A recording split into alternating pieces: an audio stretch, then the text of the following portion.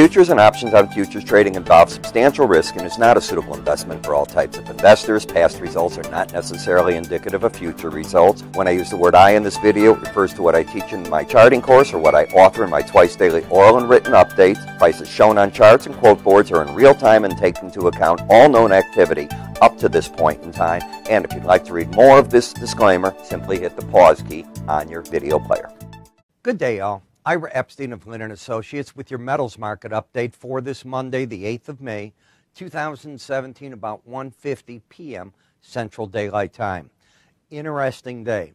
This was the first challenge in gold of the 100-day moving average in a very long period of time.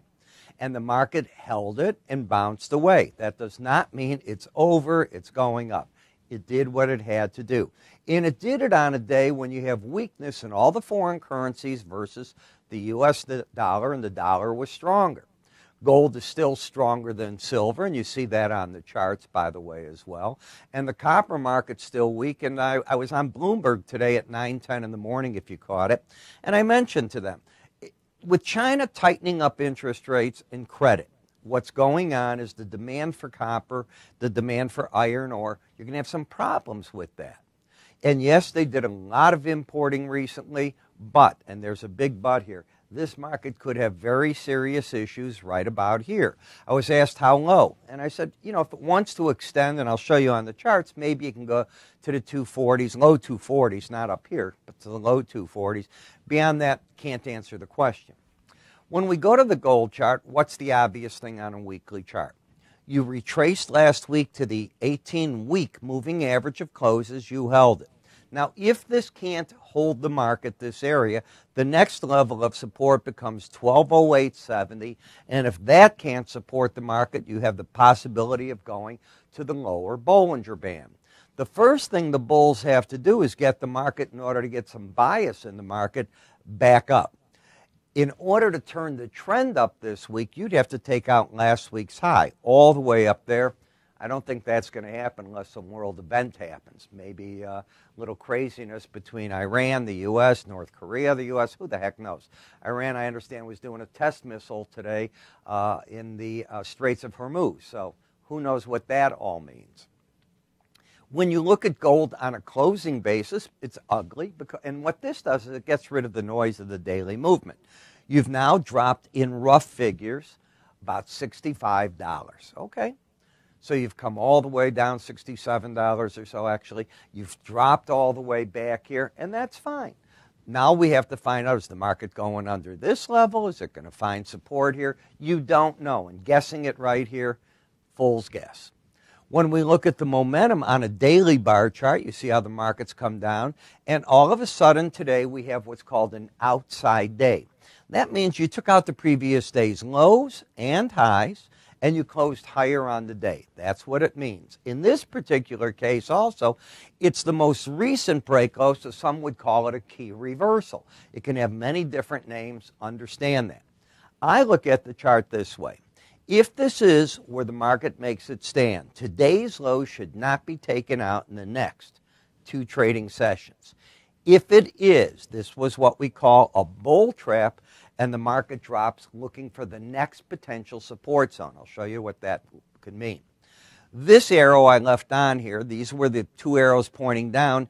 I'm going to remove this one, and you're going to end up with an arrow pointing down and one pointing up because of the key reversal today on the swing line. And I've removed it right here so you can see it.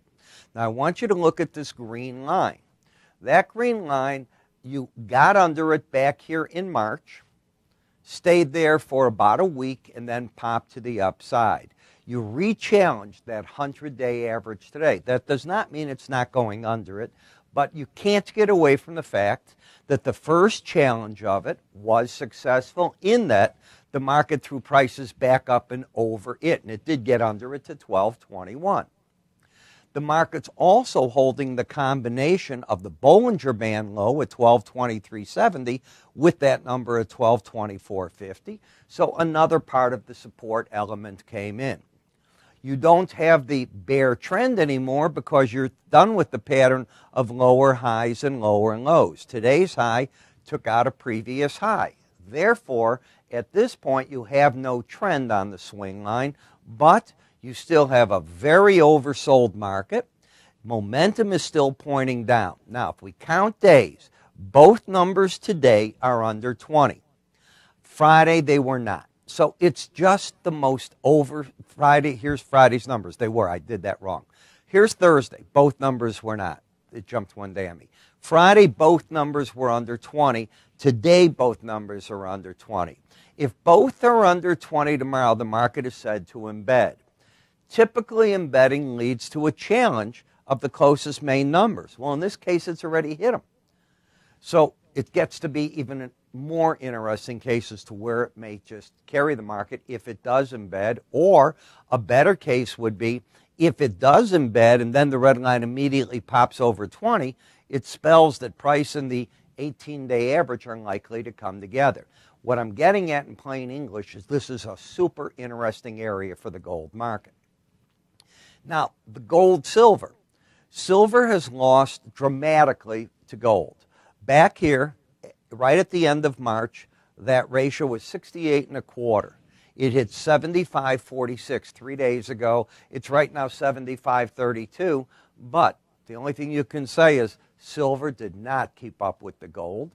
The gold ETF today got back over the lower Bollinger Band. It, like the futures, is trying to embed, and unlike the futures, it has kept its lower highs, lower lows, still bearish. If it drops again, might want to challenge the 100-day average the way futures did and the combination of the Bollinger Band.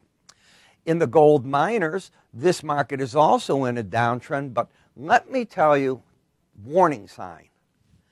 If you lose the embedded reading tomorrow, and if prices get over here, 21.75, the odds strongly favor you're going to make a run back to the 22.74 level because you'll have lost downside momentum, you'll turn the swing line up, and the combination of these two prices very, very important.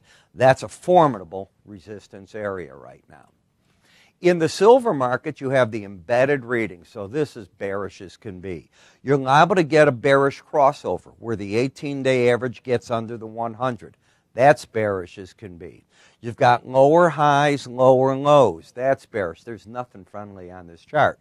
The question is, if you get a rally, how much might it rally? But I think we can safely say that on the chart, there's a strong resistance point at the combination of the 18 and 100-day average of closes. In the silver ETF, they're going to come together the way the futures are doing, and it's just a question of when they get even closer. It should be this week. I don't know which day. And you'll say, well, how does he know that? Because I understand the lag of moving averages. Remember, moving averages aren't a forward predictor the way that people think. They're a lagging indicator that give you an idea as to what resistance points might turn out to be if the market can rally back to them. And because of how the math works, this number is going to fall towards that 18 very quickly.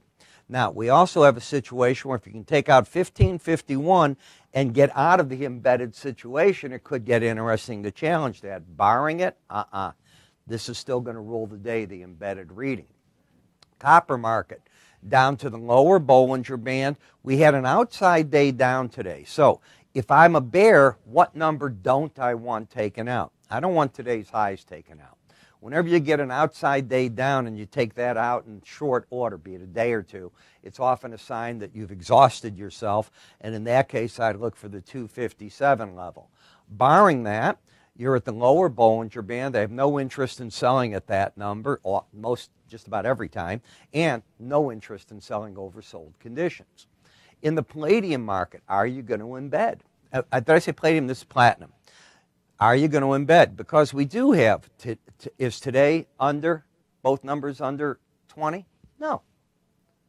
20.96. I don't know where the settlement is, but it's going to be right in this zone. The day before, both numbers were under 20.